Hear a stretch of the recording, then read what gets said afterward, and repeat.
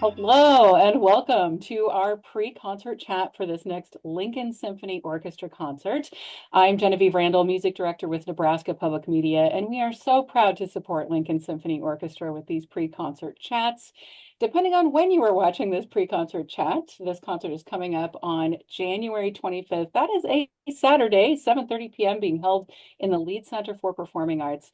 And with a special guest soloist who is also guest here on our chat. That is Mark Markham. He will be playing the fabulous Piano Concerto for Left Hand by Ravel. We'll talk more about that. Mark, it's great to see you. Welcome back to Thank you. Nebraska. Jen.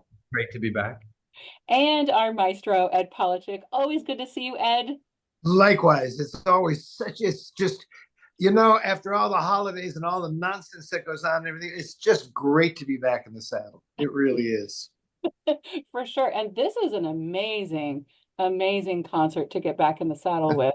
It's true. French impressions. I'm kind of curious where you started. We've got Lily Boulanger, Maurice Ravel, Cécile Chaminade, and Claude Debussy. How did you pull together this all French program? It had to do with what I always ask the soloist, what is your what would you feel like doing? What's next on your agenda? What do you feel like you really want to tear through, eat up, and just digest like you've never done before? And Mark came up with first the Ravel uh, Concerto for Left Hand, which is this magnificent work that I only knew really through Leon Fleischer, who actually played it with us years ago with the orchestra and at the Lead Center.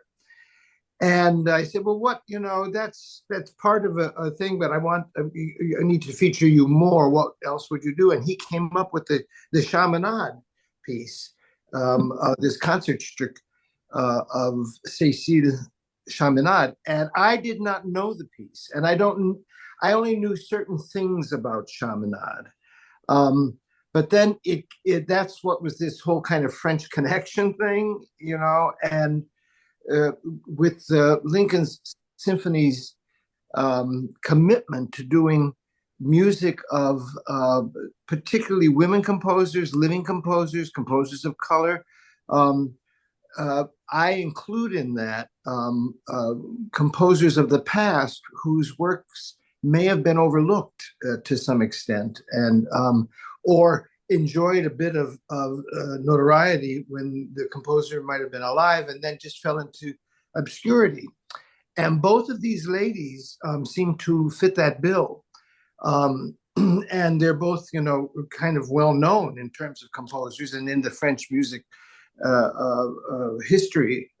historical setting. So I thought, if there's Chaminade, there must be another woman composer. And immediately my mind went first to Nadia Boulanger and then her sister Lily. And so I thought, let's see how I compare this. And that's how it began, with this. It just kind of a wellspring of ideas. And we hadn't done the Debussy La Mer in a while. And I thought, well, gosh, I mean, Debussy, Ravel, Chaminade, Boulanger. It's just fabulous. So that's how this came about. One of the things that I think is So particularly, I'm going to blame it all on Mark. oh, we're going to blame it on Mark. Okay, wow. Well, we'll let Mark speak for himself in a second here. But before I ask some questions specifically about your piano features, Mark, one of the things I find particularly interesting about a program with a theme like this is I think for listeners, I always equate everything in metaphor to food. I don't know, food's just a good thing to equate to. But not everybody makes an apple pie the same way. Not everybody, there's a million kinds of donuts, but they're all donuts. And this is kind of the same thing. It's all French, but you're going to get each personality in these separate pieces, not only of the composer, but the specificity they put into the pieces, as in Claude Debussy chose the theme of the sea for La Mer in each of those movements.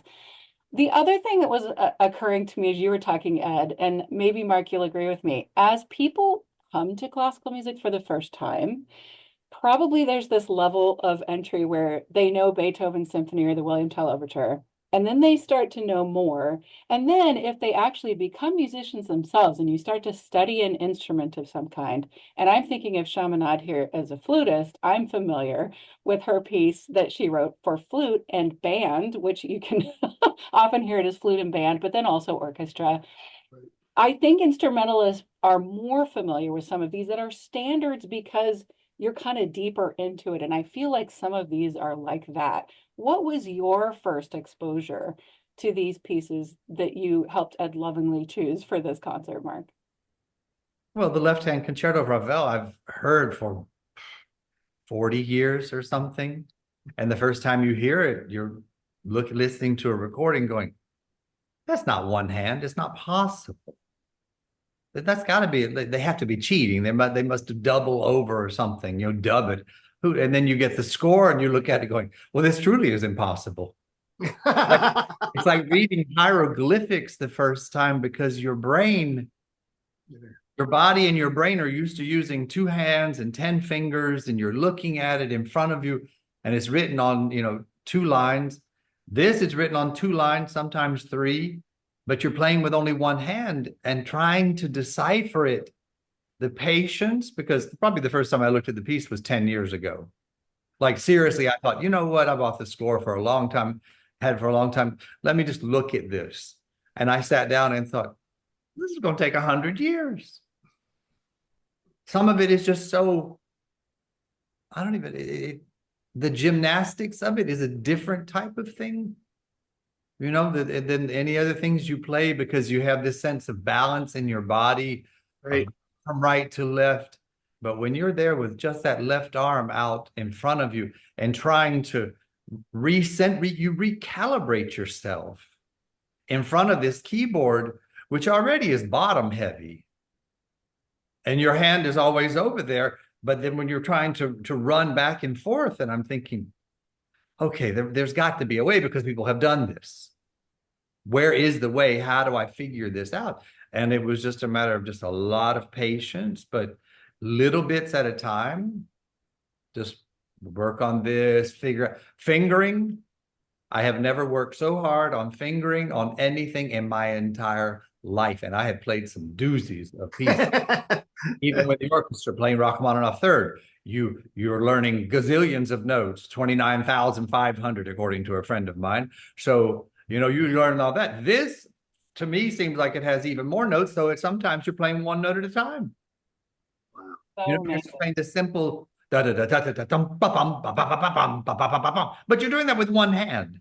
It changes completely how you work, how you move, and then if you can't envision why, then it's very hard to figure out how. A lot of people come to music as, little kids, especially if it's piano specifically, and they learn your right hand is the melody, your left hand is the accompaniment. And that's where our brains kind of get locked in. And this is so very different. I'm sure a lot of people are watching this just ahead of the concert, in which case they will have program notes telling a bit of the story behind this piece and why it is for left hand. So I think I'd like to divert just a little to the content of the music then. I mean, you're talking about how technically demanding it is. What is it that we hear though, even if we don't know the title of the piece or know that it's for left hand? On first hearing, what kinds of phrasing are we hearing? What's the mood that's created here in this Ravel work? Well, Ravel wrote the 2 concerti in the same year. He was near the end of his life. He was having these cerebral issues to where he could be very in, and then this horrible stuff would happen, and he would, everything would just start going in different directions for no apparent reason. And dealing with that, I'm sure he saw a lot of darkness, because the G major concerto is very upbeat, very jazz inspired, and rather lighthearted in a certain way, though the second movement has some profound moments in it. This piece is apocalyptic. The beginning starts, and it really feels like you're at the creation of the universe. With just you can't even tell. Sometimes you wonder, are those pitches, or is that some type of volcano moaning?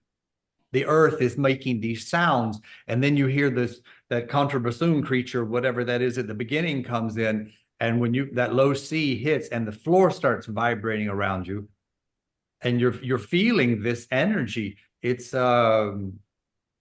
it's dark, but there's still this incredible celebration. But the battle through it is a real battle.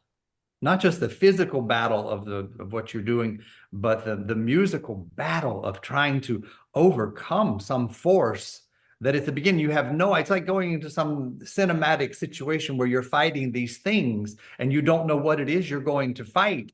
And all of a sudden the sword appears in front of you and you fight with it because you're just brave, and that's it. And that's what it feels like sometimes.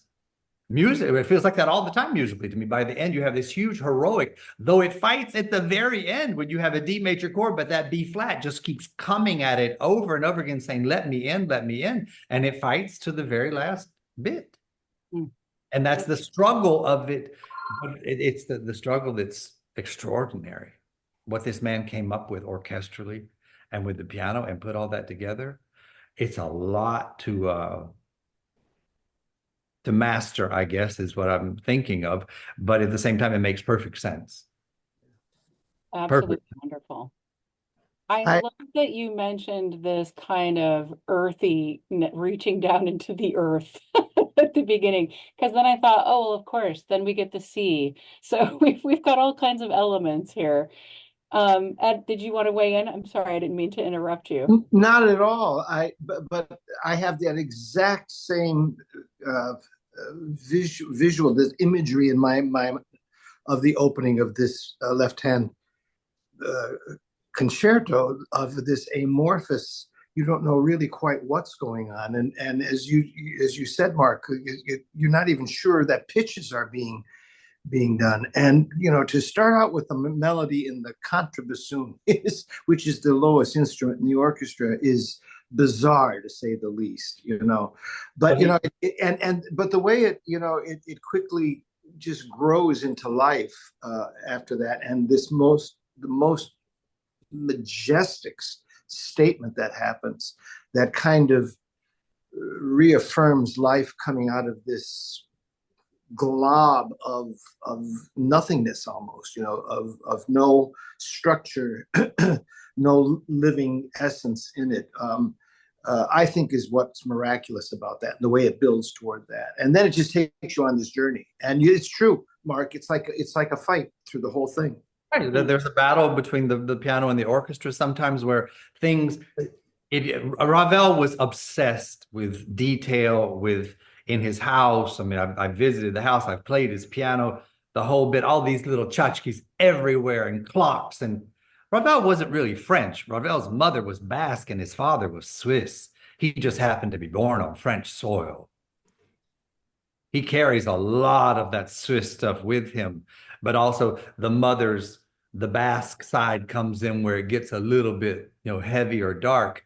But that Swiss organization thing, even at the beginning, you look at the score, it looks completely organized. Yes.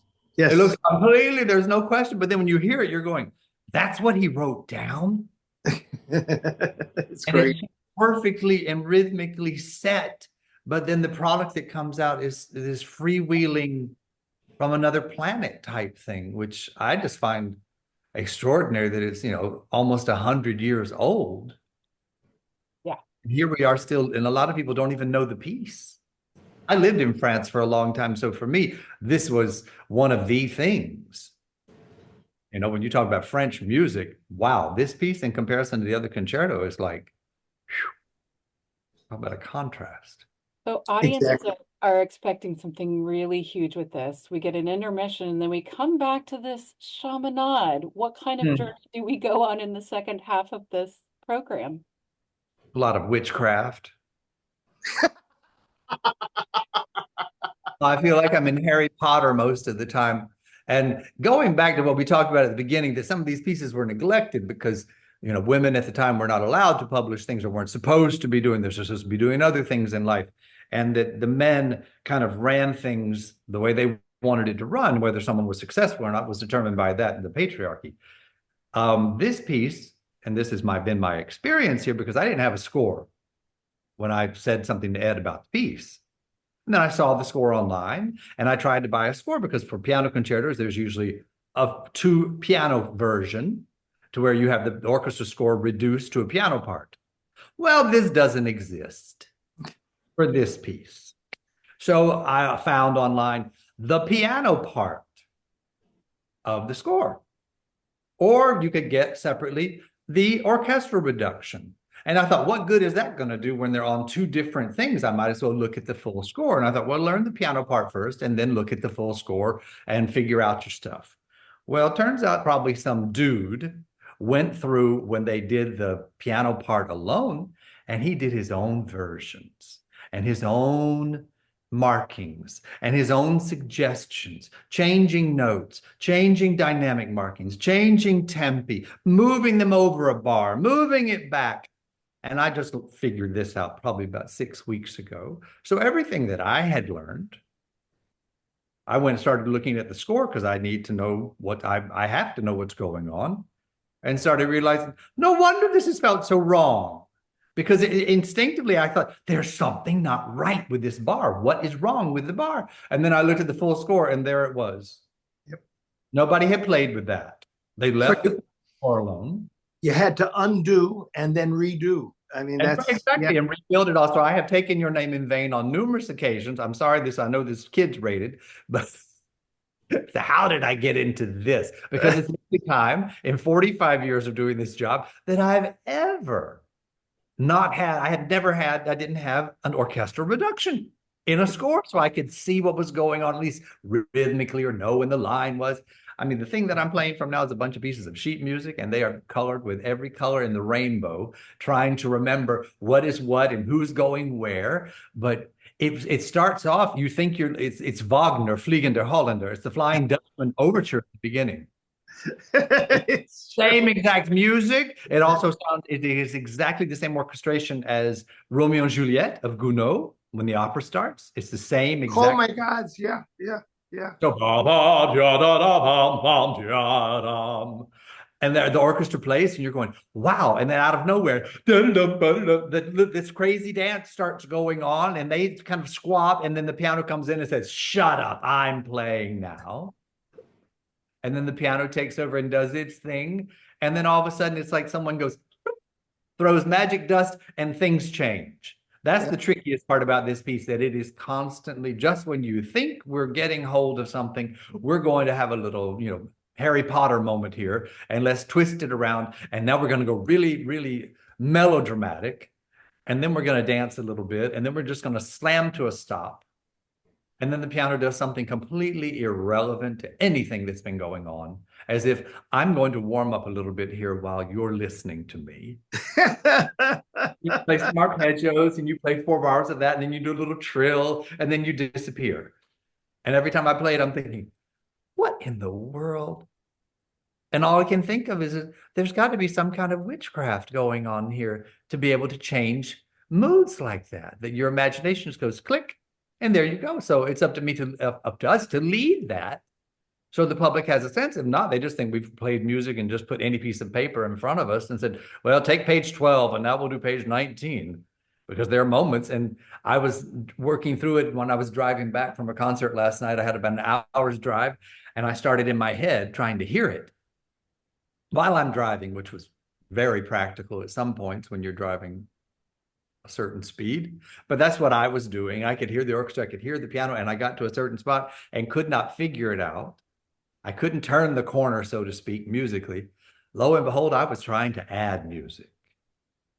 I knew exactly where it needed to go, but my brain said, no, let's put 4 more bars in here. Let me try this here. Well, Cécile Chaminade was a self-proclaimed romantic composer. I mean, she lived through from 1857, I think, all the way to 1944. But I don't know of many, I don't know when she stopped composing. I know she was very prolific. Most of her work I do not know, but unlike so many composers who live that same kind of span, she did not give in to where Stravinsky had gone, where Rachmaninoff had gone, where even Debussy had gone. She stayed more in the 19th century, really high romantic aspect of things. And to a certain extent, I guess, because she was a pianist and she wanted to show off herself in what she could do, both from a compositional point of view as well as a virtuoso pianist, she did that exactly with the way she wanted to. which was all romantic music. I've always found that kind of interesting, although it gets spiky in spots, and it's a little crazy, but I'm fascinated by it because you never hear this kind of thing. Never. Never. She was Never. also from what I understand, she was a very well-to-do person. She married a very wealthy man. And she had a different, I mean, yes, she was very, very independent. Mm-hmm. She didn't have the same, I think, pressure of evolution as a composer, possibly. We don't know all these things because a lot of this stuff, I mentioned something to Anne Shine, my teacher, about it, and she says, well, that's certainly a name from the past. So maybe back in the 50s, she was discussed a little bit, and flute players, all my flute friends, they all know who she was. Yeah. I knew who she was because, whatever, I've played a lot of French music, but knowing this piece, and the people told me about it a few years ago, we heard a piece that you'd really play well. And I thought, oh God, another one. But it tells me this and it makes me nervous because I'm wondering, what are they going to come up with this time? What do I have to come up with? But it's fun. There's a lot of Rachmaninoff moments in it. There's this Gounod, that early Debussy romantic French music of the late 19th century. It's all very beautiful. It's very charming. In contrast to the Ravel, which is quite the statement, this is a much lighter approach to enjoying a piece of music. That's all. Yeah. So we are fast running out of time. But I do enjoy during these pre-concert chats, I think, just taking us completely with a question from left field occasionally, just because it helps us get to know our special guests a little bit. Mark's scared now, I can tell. So I thought I would pull something a little bit fun as we wrap up here, Mark. I don't know if you've seen this, but there is a company that is experimenting with a piano, the keyboard of which is curved. So as you're looking at, the 88 keys on a regular piano, you're having to reach back and forth across the keyboard. The idea of this is to bring all of the keys a little bit closer to you so that you don't have to reach. Just wondering what your reaction is to that as a professional soloist. I am a tall person with a wingspan of over 6 feet. The piano is 5 feet wide. We have enough to do already. It's like when they came out with the piano in France. I remember this a few years ago about 25 years ago when I was there. I remember Martha Argerich was there, who the 4 or 5 other pianists, and they brought out this piano. It had 4 pedals. And this dude was going on and on and on about it. And I looked at her and just said, people can't even handle playing 3 pedals. Why why are we giving them 4 to play now? They can't master 1. Why are we putting a 4th one down there to change the keyboard? Something that's better curved? A shower curtain. That's really good when it bows out. That I like because the shower curtain no longer touches you. But a keyboard changing? No. My piano moved in here so easily on the dolly, went around the block outside. The whole world got to see it. Then they wheeled it in here, put it up a flight of steps, and it disappeared. Had it been curved, I don't know if it would have fit. I think we should turn it to a new series. I think a Mark Markham hot take would be a great thing. I would tune into that like on a weekly basis, Mark. I've heard this many times. If you'll host it, I'm happy to do it, but I will not be in charge. Perfect. Well, I know we touched mostly on Ravel and Chaminade and a little bit of heat for new piano inventions, but also the Boulanger and the Debussy will be beautiful on this concert. I've been talking here with guest Mark Markham, who is soloing, featured as soloist on this concert with Lincoln Symphony Orchestra. Our maestro Ed Polachek conducting this concert called French Impressions. Both of you, thank you so much for this chat, and I hope everyone enjoys this concert. Thank you. Thank you so much.